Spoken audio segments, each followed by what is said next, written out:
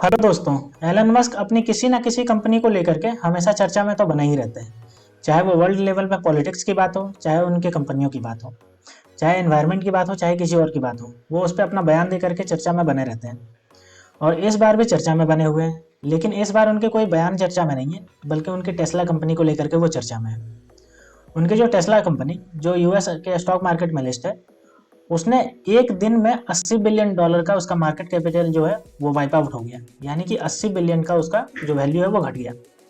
तो चलिए देखते हैं कि इसके पीछे क्या कारण रहा, जो 80 बिलियन जो है वो एक दिन में इसका जो मार्केट वैल्यू है वो कम हो गया। तो ये जो टेस्ला का $80 बिलियन जो एक दिन में साफ हुआ है, उसके पीछे एलन मस्क का एक स्टेटमेंट है जो उन्होंने वेडनेसडे को दिया था। उन्होंने कहा था कि जो हमारा जो ग्रोथ रहने वाला है वो उतना ज़्यादा एक्सपेक्टेड नहीं रहेगा, यानी कि ग्रोथ जो रहेगा वो लोअर रहेगा। साथ ही वो कह रहे हैं कि हम जो फोकस कर रहे हैं वो चीपर कार बनाने पे फोकस कर रहे हैं और नेक्स्ट जनरेशन इलेक्ट्रिक व्हीकल बनाने पे फोकस कर रहे हैं, जिसके वजह से हमें 2025 का जो सेकंड हाफ रहेगा वो टोटली हम लोग उसी पे डेडिकेट करेंगे, जिसकी वजह से हमारा जो कार जो मैन्युफैक्चरिंग रहेगा, साथ ही जो हमारा चीपर कार बनाने का जो प्रोडक्शन रहेगा वो भी कम रहेगा, जिसकी वजह से हमारा जो ग्रोथ होएगा वो उतना ज़्यादा एक्सपेक्टेड नहीं रहेगा जितना मार्केट सोच रहा है। अब ये न्यूज़ आते ही ज़बरदस्त बिकवाली होनी स्टार्ट हो गई, क्योंकि सबको लगा कि जो टेस्ला का जो फाइनेंशियल होगा वो बहुत ज़्यादा ख़राब हो जाएगा, जिसकी वजह से वो टोटल जितने भी है शॉर्ट सेलिंग करते गए और बहुत ज़्यादा इंट्राडे ट्रेडिंग हुई और टोटल $80 बिलियन का उसने मार्केट कैपिटलाइजेशन अपना खो दिया। अगर हम बात करें पूरे महीने में, तो पूरे महीने में लगभग $210 बिलियन का मार्केट कैपिटलाइजेशन वाइप आउट हुआ है। यानी कि टेस्ला कंपनी का $210 बिलियन का जो मार्केट कैपिटलाइजेशन जो था वो वाइप आउट हुआ है पूरा।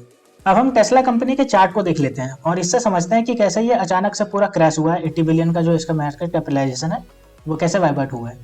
तो ये अगर हम देखेंगे यहाँ पे, तो ये 24 जनवरी को दिख रहा है, $260 पे ये ट्रेड कर रहा था, ठीक है, 24 जनवरी को। और अचानक से ये एकदम डायरेक्ट नीचे आया है जंप करके पूरा। और जो अभी तक हम देखेंगे इसका, तो ये आपका $183 पे अभी ट्रेड कर रहा है 26 जनवरी तक। तो ये टोटल है वो लगभग 12% से ये डाउन हुआ है। यानी कि ये जो है वो 24 जनवरी से लेकर के 26 जनवरी तक एकदम 12% का इसमें क्रैश आया है, जो कि टोटल $80 बिलियन का टोटल इसमें वाइप आउट हो गया है टोटल। अब हम देखते हैं कि एलन मस्क ने ऐसा क्यों कहा कि हमारा जो सेल्स ग्रोथ रहेगा वो कम रहने वाला है।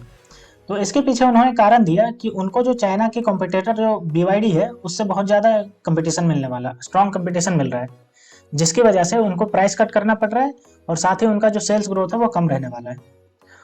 और ये भी रिपोर्ट निकल के आई है कि BYD जो है वो चाइना की जो BYD कंपनी है वो टेस्ला को बीट कर दी है कार बेचने के मामले में चाइना में। एलन मस्क ने आगे कहा कि मैं सच बताऊं, अगर कोई ट्रेड बैरियर नहीं रहता तो चाइना की जो कंपनी है वो सबको बीट कर देती, सारे कार कंपनियों को बंद कर देती। इतनी वो सस्ती कार बेचती है और इतना अफोर्डेबल बेचती है।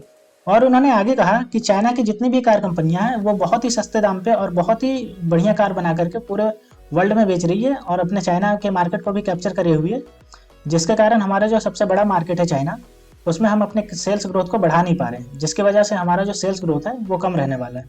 और आगे भी ऐसा रहेगा अगर हम अपनी नई टेक्नोलॉजी नहीं लेकर के आते हैं या फिर हम अपने कार के प्राइस को कम नहीं करते हैं। तो ये सब रीज़न बताया उन्होंने, जिसकी वजह से जो स्टॉक प्राइस है उसके वो अचानक से पूरे क्रैश हो गए और $80 बिलियन उसका वाइप आउट हो गया। तो दोस्तों, हम जानते हैं कि एलन मस्क का कोई भी स्टेटमेंट आने से मार्केट प्राइस में बहुत ज़्यादा हलचल देखने को मिलती है और जिसका सीधा असर ये टेस्ला की कार कंपनी का स्टॉक प्राइस पे हुआ। तो देखते हैं आने वाले समय में जो टेस्ला है जो अभी क्रैश हुआ है वो अपना मार्केट वैल्यूएशन फिर से गेन कर पाता है या नहीं कर पाता है। तो दोस्तों, ऐसे ही वीडियो देखने के लिए आप मेरे चैनल को सब्सक्राइब कर लीजिए। तो मिलते हैं नेक्स्ट वीडियो में, तब तक के लिए स्टे ट्यून्ड। Thank you.